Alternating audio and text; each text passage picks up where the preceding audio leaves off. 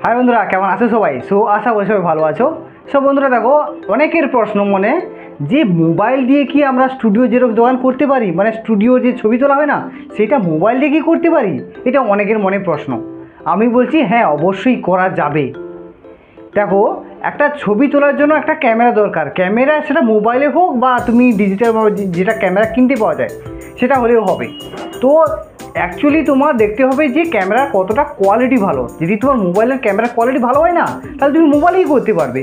কিন্তু হ্যাঁ, তোমার যেন লাইট ফাংশানটা, মানে একটা দোকানে মিনিমাম দেখো, আমি যে দেখাচ্ছি দেখো, আমার দোকানে দেখো, এদিকে দেখো একটা, এদিকে একটা, আর এইদিকে দেখো, এই যে তিনটি অ্যাঙ্গেল করে, মানে দুদিকে দুটো এবং উপরে দুটো, তিনটি অ্যাঙ্গেল করে এমনভাবে লাইটটা দেবে যে যেন ছবিটা খুব সুন্দর কোয়ালিটি হয়।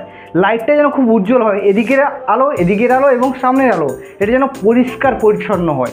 এইটা তোমরা খেয়াল করবে। তাছাড়া এটা বাদ দিয়েও অনেক সময় মোবাইলে ছবি তুলতে গিয়ে অনেক সময় হাত কেঁপে যায় না, তখন ছবির কোয়ালিটি অনেকটা খারাপ হয়ে যায়। তার জন্য কি করবে তোমরা, এই যে দেখো, এই যে স্ট্যান্ড না, এরকম স্ট্যান্ড অনলাইন কিনতে পাওয়া যায়। তোমরা মানে ক্যামেরা যদি কেনার পয়সা না থাকে না, তোমরা মোবাইল দিয়ে ওগুলো করতে পারবে। শুধু একটা স্ট্যান্ড কিনে নেবে, আর আলোটা যেন, মানে আলো ফাংশনটা যেন খুব ভালো হয়, তাহলে হাতটা মানে নড়বে না।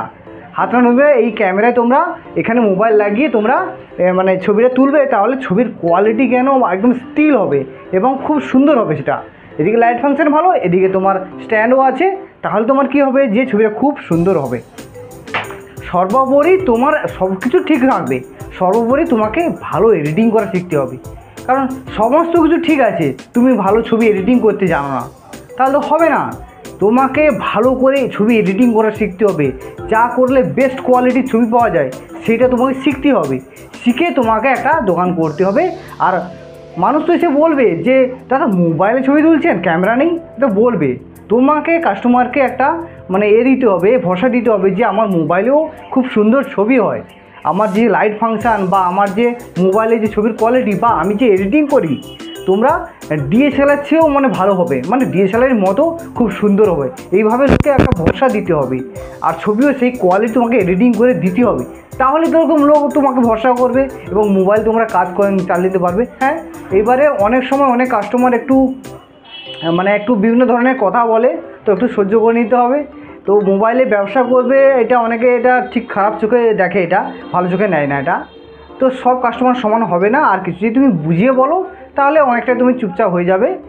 তো এই রকমভাবে মোটামুটি তুমি মোবাইলে দিয়েও একটা মানে স্টুডিও জেরক্স দোকান স্টার্টিং করতে পারো। পরের দিকে যদি তোমার ব্যবসা ভালো হয়, তাহলে তুমি মোবাইলে করতে যাবে না, একটা ক্যামেরা কেনার চেষ্টা করবে।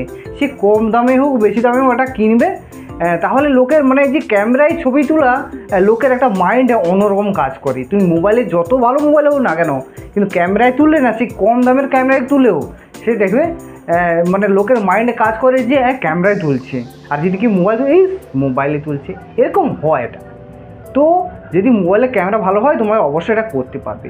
তো আজকে এই ছোট্ট তোমাদের একটা টিপস দেওয়া ছিল যে তুমি যদি নতুন দোকান চালু করো স্টার্টিং, তো মোবাইলে তোমরা চালু করতে পারো। তো কোনো সমস্যা হবে না, জাস্ট একটু ভালো করে এডিটিংটা শিখে নেবে। তো আজকে এইটুকুনি বোঝানো ছিল। যদি ভিডিওটি ভালো লাগে অবশ্যই লাইক করো, এবং কেউ যদি চ্যানেল নতুন থাকো, চ্যানেলটা সাবস্ক্রাইব করে পাশের বেল আইকনটি অন করে দিও। আমি তোমাদের জন্য এরকম খুব মানে ইন্টারেস্টিং ভিডিও আনবো। তো ধন্যবাদ, দেখা হচ্ছে পরের ভিডিওতে। বন্ধু।